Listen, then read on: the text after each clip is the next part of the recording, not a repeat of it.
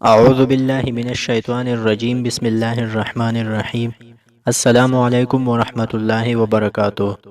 معزز ناظرین، بعض لوگ یہ خیال کرتے ہیں کہ زیادہ مقدار میں گھی، دودھ اور بادام وغیرہ کھانے سے جسم کی قوت میں اضافہ ہوتا ہے اور ان کی نگاہ پہلوانوں کی طرف جاتی ہے۔ یہ تصور بالکل غلط ہے۔ پہلوان جو کچھ کھاتے ہیں وہ اپنی ورزش کے ذریعے ہضم کر لیتے ہیں اور صحیح ہاضمے سے ٹھیک ٹھاک خون پیدا ہوتا ہے۔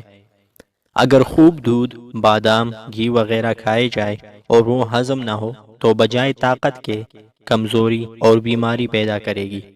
کم کھانے سے اتنی نقصان نہیں پہنچتی جتنا زیادہ کھانے سے۔ معدے اور ہاضمے کے نظام کو درست رکھنے کے لیے مندرجہ ذیل ہدایات پر عمل کرنا ضروری ہے۔ جب تک خوب بھوک نہ لگے، کیسی ہی خشک ذائقہ اور قیمتی غذا آپ کے سامنے لائی جائے، ہرگز نہ کھائے۔ جب تک پہلے کی کھائی ہوئی غذا ہضم نہ ہو جائے، کھانے کے ٹائم ٹیبل کے مطابق دوسری غذا ہرگز نہ کھائی جائے۔ غذا ہضم ہو جانے کی علامت یہ ہے کہ اندر سے کھانے کا خود کا تقاضا ہوتا ہے، اور جو ڈکار آتی ہے اس میں کھانے کا مزہ نہیں ہوتا۔ دو کھانوں کے درمیان 4-5 گھنٹے کا وقفہ ضروری ہے۔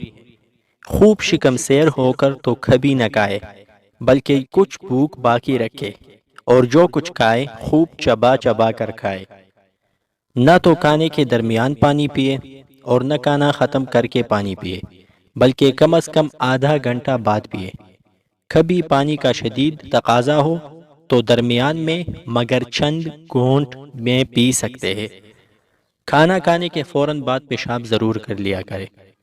دوپہر کا کھانا کھا کر تھوڑی دیر یعنی 15-20 منٹ سیدھی کھروٹ لیٹنا، جس کو قیلولہ مسنونہ کہتے ہیں، نیند آ جائے تو سو لینا بہت مفید ہے۔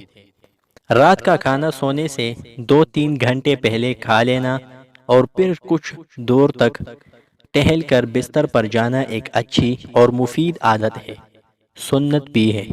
بہت زیادہ گرم کھانے سے بھی معدے کی شکایت لاحق ہو جاتی ہے۔ کھانے کے اختتام پر تھوڑا سا گڑ یا 1 چمچ شکر منہ میں ڈال کر چوس چوس کر کھا لینا کھانا ہضم کرنے میں معاون ہوتا ہے۔ اللہ تعالیٰ سے دعا ہے کہ ہم سب کو سمجھنے اور عمل کرنے کی توفیق عطا فرمائے۔ آمین ثم آمین۔